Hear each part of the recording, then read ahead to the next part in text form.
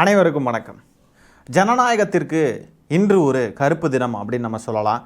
ஏன்னா ஒன்றிய பாஜக அரசு இன்றைக்கி போராடின மாணவர்கள் சில நியாயமான கோரிக்கைகளை முன்வைத்து போராடின மாணவர்களை அடக்குமுறையை ஏவி இன்றைக்கி அவங்களெல்லாம் அடித்து துன்புறுத்தியிருக்கு.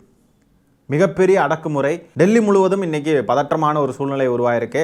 இன்றைக்கி நாடாளுமன்றத்தில் வேற மழைக்கால கூட்டத்தொடர் நடக்க இருந்துச்சு. எல்லாரும் அதை ஆர்வமாக பார்த்து கொண்டிருந்த அதே வேளையில் வெளியில் பார்த்தீங்கன்னா போராடிக்கிட்டு இருந்த மாணவர்களை பாஜக அரசு அடக்குமுறையை ஏவி அவங்களெல்லாம் அடித்து துன்புறுத்தியிருக்காங்க. சரி, என்ன ஆயிடுச்சு அப்படின்னு பார்த்தீங்கன்னா, இந்த காக்ரோச் ஜனதா பார்ட்டி சிஜேபி அப்படின்னு சொல்லிட்டு ஒரு கட்சி ஆரம்பித்து சமீபத்தில் ரொம்ப ட்ரெண்ட் ஆச்சு, நம்ம எல்லாருக்கும் தெரியும். அந்த கட்சி என்ன பண்ணியிருக்காங்கன்னு பார்த்தீங்கன்னா, நீட் தேர்வு குளறுபடிகளை கண்டித்து அந்த குளறுபடிகளுக்கெல்லாம் பொறுப்பேற்று ஒன்றிய கல்வி அமைச்சர் தர்மேந்திர பிரதான் இருக்கார் இல்லையா, அவர் பதவி விலக வேண்டும் அப்படின்ற கோரிக்கையை முன்வச்சு போராடி இருக்காங்க. இந்த போராட்டம்ன்றது கடந்த ஒரு மாத காலமாக அறவழியில் நடந்துக்கிட்டே வருது. டெல்லியில் இருக்கக்கூடிய ஜந்தர் மந்தர் அப்படின்ற ஒரு இடத்துல தான் இந்த போராட்டம் கடந்த ஒரு மாதமாக நடந்து கொண்டு இருந்தது. இன்னைக்கு நாடாளுமன்றம் கூடியுள்ள நிலையில் அந்த இளைஞர்கள்லாம் நாடாளுமன்றத்தை நோக்கி பேரணியாக நடந்து போயிருக்காங்க. நியாயம் கேட்டு அறவழியில் போராடி நியாயமாக நடந்து போயிருக்காங்க.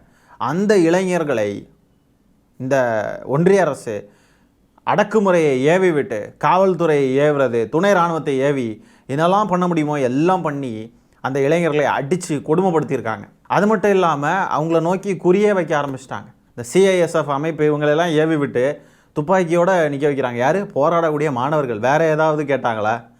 நியாயமான கோரிக்கைகளை முன் வச்சு போராடக்கூடிய மாணவர்களை துப்பாக்கி குறியில் அவங்கள சுடுறதுக்கு காத்துக்கிட்டு இருக்காங்க.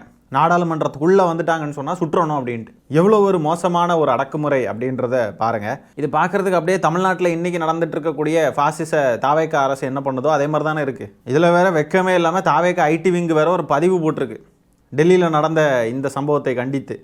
இவங்களுக்கெல்லாம் அதை பற்றி பேசுகிறதுக்கு ஏதாவது அருகதை இருக்கா? இங்கேயும் அடக்குமுறை தான், அங்கேயும் அடக்குமுறை தான்.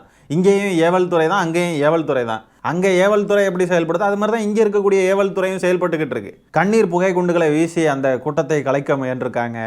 இணையதளத்தை மொத்தமாக முடக்கியிருக்காங்க டெல்லியில். இன்றைக்கி டெல்லியில் நடந்த சம்பவங்களை எல்லாம் பார்க்குறப்போ உண்மையாலுமே நமக்கெல்லாம் ஷாக்கிங்காக இருக்கும். அந்த விஷுவல்ஸ் அதெல்லாம் பார்க்குறப்போ ரொம்ப மோசமாக நடத்துகிறாங்க. நிறைய பேர் மயங்கி விழுந்திருக்காங்க. நிறைய பேருக்கு ரொம்ப மோசமாக படுகாயம் அடைஞ்சிருக்காங்க. இன்னும் என்னெல்லாம் ஆச்சுன்றது தெரியலை. இந்த அளவுக்கு கொடுமைப்படுத்தியிருக்காங்க மாணவர்களை. இந்த தர்மேந்திர பிரதான் தான் நம்மக்கிட்ட இந்த மும்மொழி கொள்கையை திணிக்கிறதுக்கெல்லாம் இது பண்ணார். அது மாதிரி நீங்கள் மும்மொழி கொள்கையை ஏற்றுக்கலன்னா உங்களுக்கு தர வேண்டிய காசை தரமாட்டேன்னு 2000 கோடி ரூபா தராமல் இருக்கார்ல தமிழ்நாட்டுக்கு, அது இதே தர்மேந்திர பிரதான் தான். இவர் கல்வி அமைச்சராக பொறுப்பு வகிக்க கொஞ்சம் கூட தகுதியே இல்லாத ஒரு நபர் தான். இவர் அந்த பதவியை விட்டு விலகணும்னு சொல்லி கோரிக்கை வச்சு போராடக்கூடிய மாணவர்களை அந்த ஒரு நபருக்காக, அந்த தர்மேந்திர பிரதானுக்காக இந்த ஒட்டுமொத்த பாசிச பாஜக அரசாங்கமும் மாணவர்களை இன்றைக்கி அடித்து சித்திரவதை பண்ணியிருக்காங்க. அநியாயம். இந்த மாணவர்கள்லாம் இப்படி கிளம்பி போராட்டம் பண்ணுறாங்க. ஒரு மோசமான ஒரு சூழல் நடந்துக்கிட்டு இருக்கிறப்போ பிரதமர் மோடி அவர்கள் நாடாளுமன்றத்திலேருந்து அப்படியே வெளியேறி தப்பிச்சு ஓடிட்டார். அங்கே இருக்க பயந்து போய் அவர் பாட்டுக்கு ஓடிட்டார். அவருடைய இந்த பாதுகாப்பு வாகனங்கள் இருக்கும் இல்லையா, அது எல்லா வாகனங்களும் கூட வரல.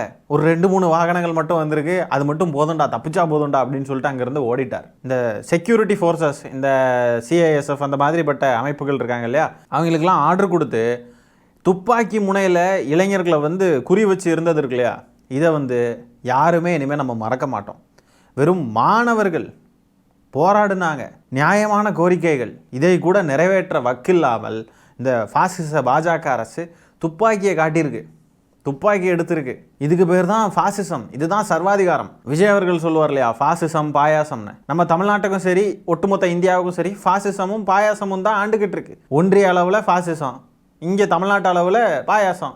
இதுவும் ஃபாசிசம் தான். இது ஃபாசிசமும் பாயாசமும், அது ஃபாசிசம். அதுலேயும் மாணவர்கள் மீது தடியடி நடத்திக்கிட்டு இருந்தப்போ ஒரே ஒருத்தர் மட்டும் பார்த்தீங்கன்னா அவருக்கு இருந்த ஆதங்கம் எந்த அளவுக்கு இருந்துருந்துச்சுன்னா, அவரை காவல்துறை அடிச்சுக்கிட்டு இருக்கிறப்போ கூட அவர் கொஞ்சம் கூட நகராமல் இன்னும் அடிங்க அப்படின்னு சொல்லிட்டு அடியை வாங்குறார். அப்போனா இந்த இளைஞர்களுக்கு இந்த சிஸ்டம் மேலே எவ்வளோ ஒரு விரக்தி இருக்குன்றதை பார்த்துக்கோங்க.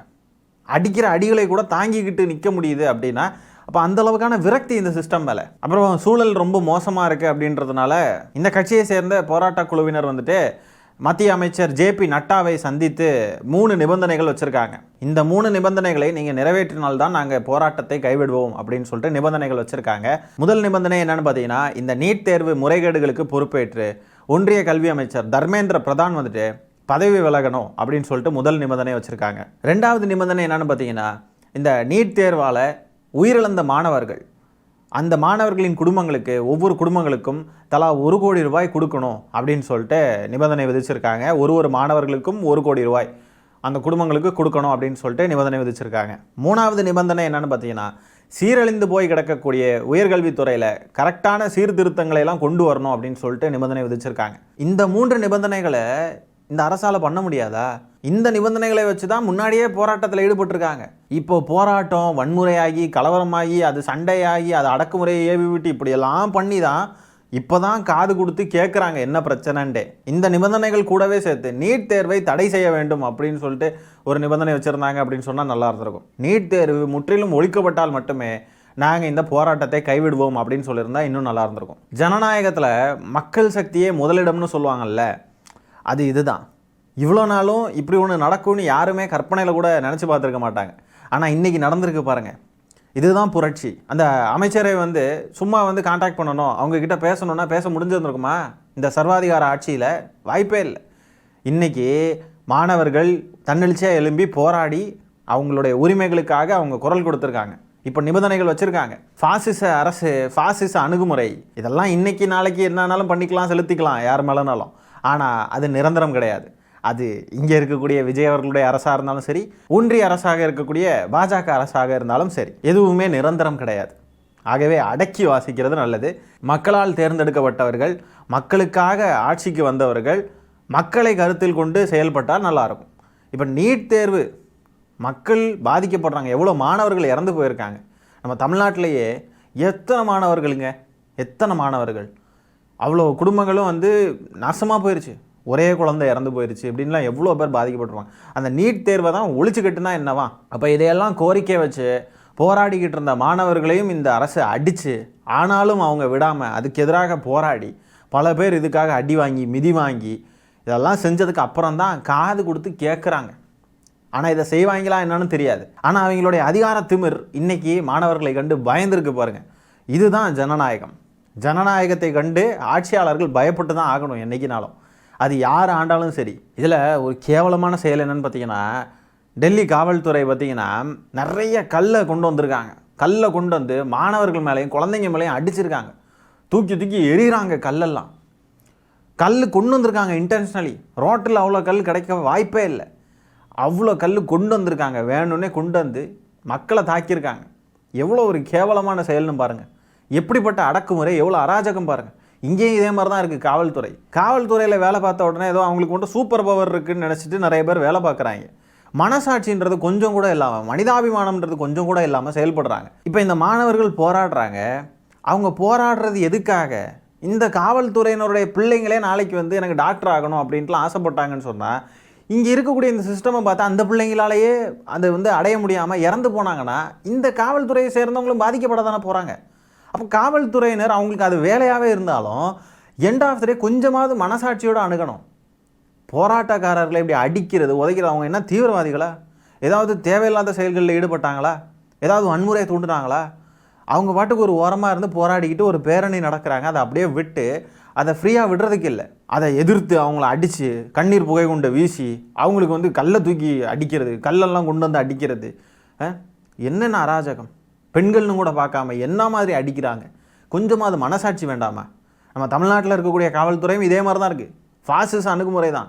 ஆட்சியாளர்களுக்கு ஏவல் துறையாக செயல்பட்டுக்கிட்டு இருக்கு தமிழ்நாட்டில் இருக்கக்கூடிய காவல்துறையும். இன்றைக்கி அங்கே போராடிய இளைஞர்கள், மாணவர்கள் மீது விழுந்த ஒவ்வொரு அடியும் இந்தியாவுடைய எதிர்காலத்தின் மீது தான் விழுந்திருக்கு.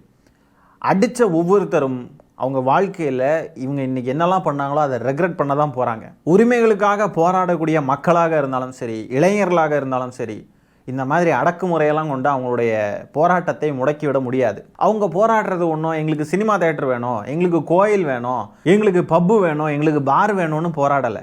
அவங்க போராடுறது கல்விக்காக, படிப்புக்காக.